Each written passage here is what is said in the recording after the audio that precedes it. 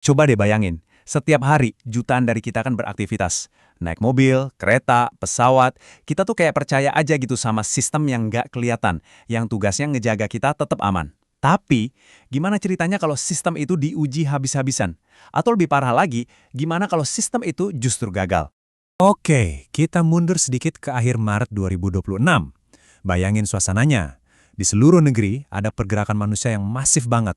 Roda mobil berputar, mesin pesawat menderu. Jutaan orang lagi di perjalanan yang sama. Tujuannya satu, pulang. Kembali ke rutinitas setelah liburan besar. Nah, cerita pertama kita ini datang dari rumah kita sendiri, Indonesia. Kita akan lihat sebuah tantangan tahunan yang, ya, monumental, arus balik Lebaran.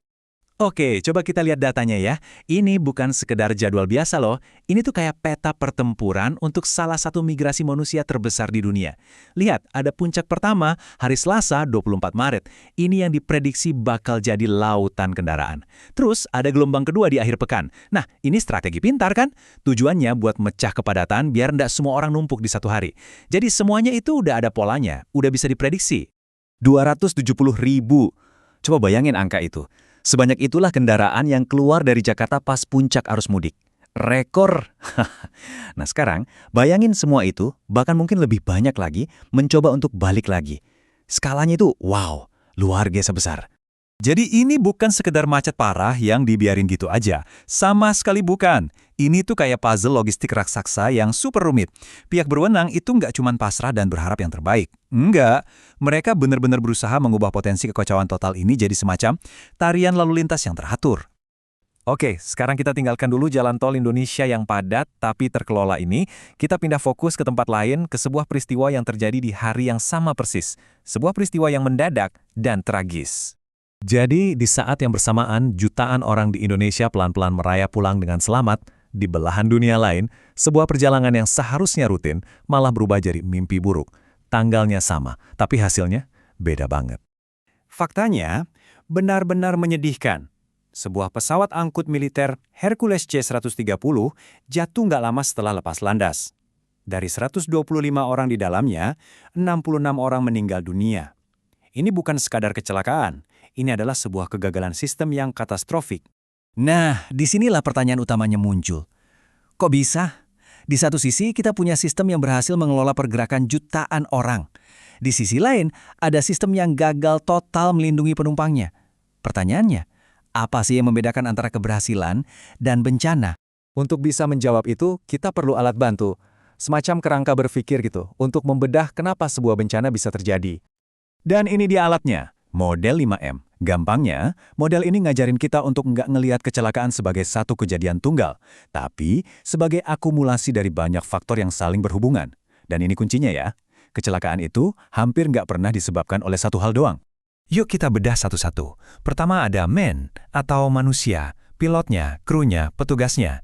Lalu machine, ya alatnya, entah itu pesawat atau mobil. Ketiga ada media, ini lingkungannya, cuaca, kondisi jalan. Keempat, mission, atau tujuan dari perjalanannya. Dan yang terakhir, tapi bisa dibilang paling penting adalah manajemen.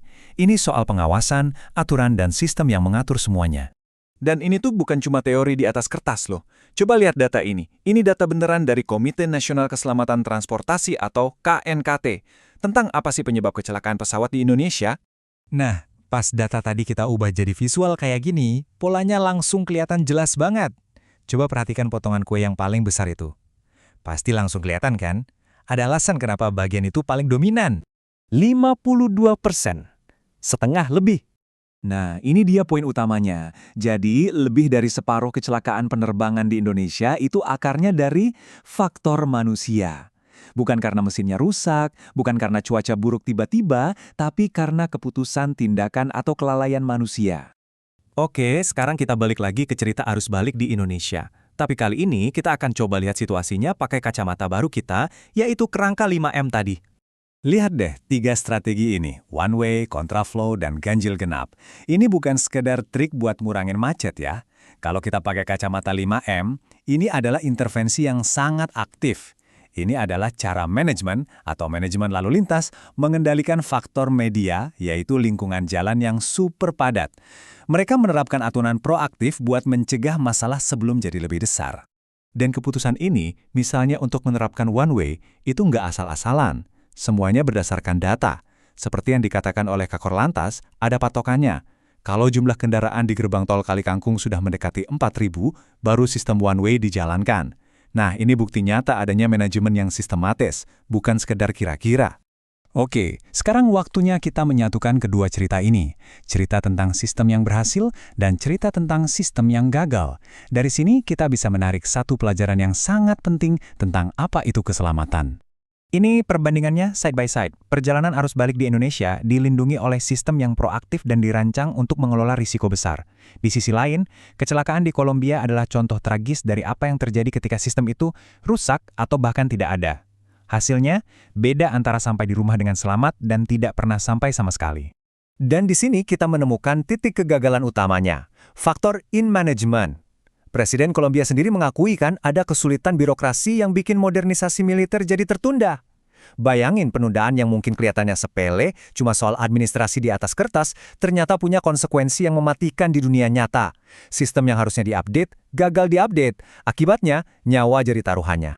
Jadi, pada akhirnya, inilah yang perlu kita pikirkan bersama. Mau itu di jalan raya atau di udara, keselamatan itu bukan kebetulan. Sama sekali bukan. Keselamatan itu adalah hasil dari sebuah desain yang teliti, investasi yang terus-menerus, dan yang paling penting, kemauan untuk bertindak sebelum tragedi terjadi. Sistem-sistem tak terlihat ini melindungi kita setiap hari, seringkali tanpa kita sadari. Pertanyaan besarnya adalah, apakah kita sudah cukup peduli untuk menjaga dan merawat sistem-sistem ini, supaya mereka selalu siap siaga saat kita paling membutuhkannya?